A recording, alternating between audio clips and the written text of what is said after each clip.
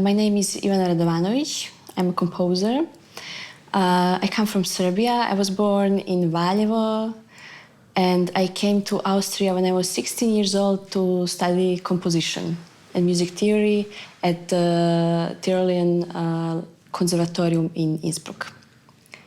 Yes, so basically my background, I started to play piano when I was 9 years old, and from there it's a history. My parents are not musically educated people, but we listen music all the time, so they're also lovers of music. And as a kid, I was listening a lot to music. And then when I started to play piano and with the lessons, I found out that only playing pieces that other composers wrote is not the thing that excites me, actually. And I thought, if I go this road like for next 20 years, but back then I was a kid, I was 10 years old, and I thought, there will be so many better pianists than I am. So why shouldn't I do something that has more meaning to me? And maybe I should start to compose my own things, because there are hundreds of thousands of pianists who can play this piano sonata 1,000 times better than me, and it will bring nothing to the world as creating something new. So that's how I started with writing music. I went through a few phases as a composer. And the first one was when I started to write music. I would be writing tonal music using some Balkan ethno motifs, rhythms, and stuff like that, because that was the only thing I knew, actually. And I wanted to express myself through that kind of music. And then as I came to Austria and I started to listen more stuff, I opened my ears for modern music, for contemporary stuff also, as I slowly started to understand it more. Then I searched for the tools. How can I express my emotions and ideas that I am emotionally connected to, but not through dur and mol scales, but to use something else. So basically a research of some new materials that I could use to express my ideas. I started to write contemporary music that you could say. So basically the main theme of all my pieces is something that I am emotionally connected to. So every piece of mine has some specific emotion in it, or carries some idea or atmosphere that the audience can also feel and recognize.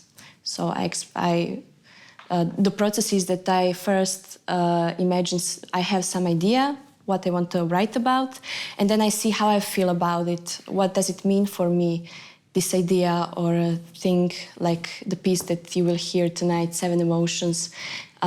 It's basically pure emotions that I wanted to express through music. It's about 7 emotions.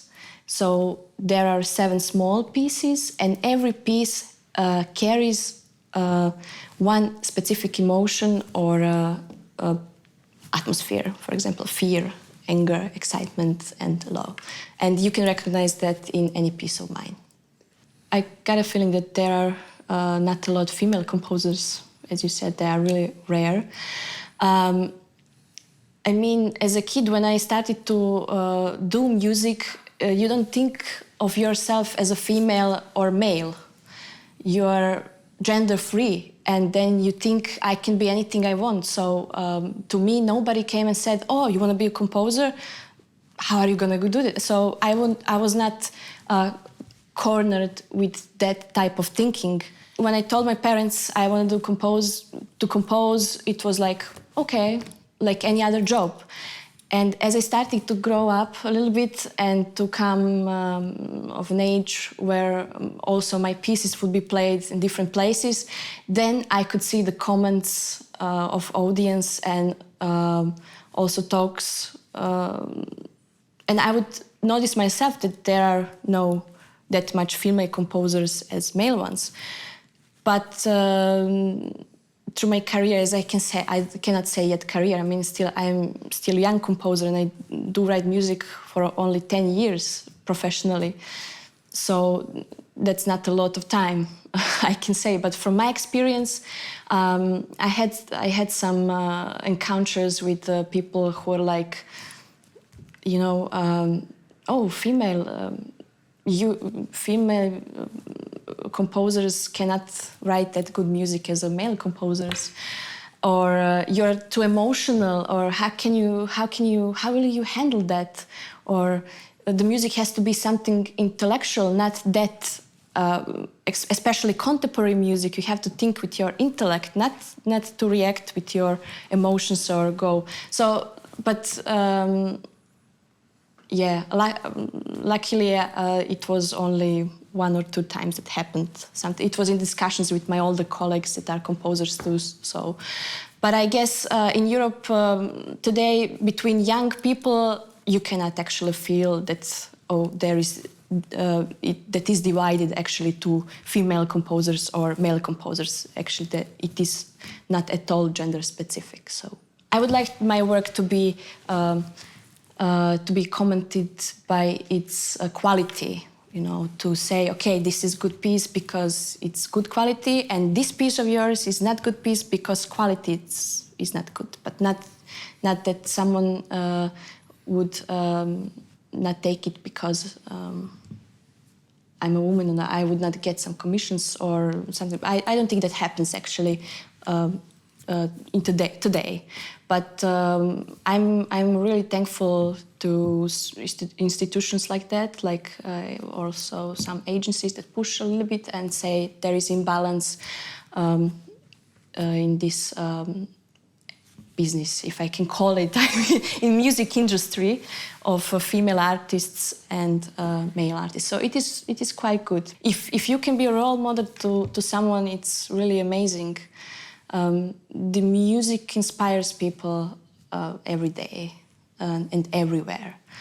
And I experienced that some colleagues of mine would come and say, oh my God, this piece of yours I really liked. Maybe I should try to write music as well.